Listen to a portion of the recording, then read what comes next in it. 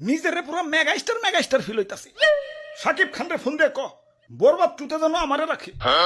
আরে হুজুর খবর কিছু রাখেন, বরবাদ টুতে আপনারা রাখবো, নিশ্চয় রাখবো। তো এই অ্যাক্টর হিসেবে না, খাবার টেবিলের খাবার হিসেবে। কি কও তুমি? হ্যাঁ, দেশের ঠান্ডা ভাইরাল হওয়ার পর থেকে দেশের পাবলিকরাও আমাকে ধরে ধরে খাওয়া শুরু করছে।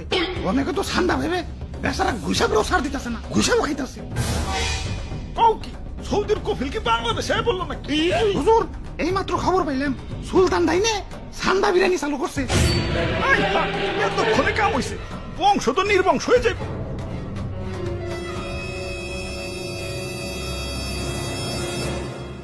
না অনেক হয়েছে, আর না, এর একটা বিহিত করণী লাগবো। মন্ত্রী, আমার সৈন্যদের প্রস্তুত করো, যা যা আছে সব কিছু নিয়ে এয়ারপোর্টে হাজির হও, দেশ ছেড়ে পলাই তুইব। গুইসাপ তোমরাও চলো, যে দেশে ইন্টারনেট নাই ওই দেশে যাবো।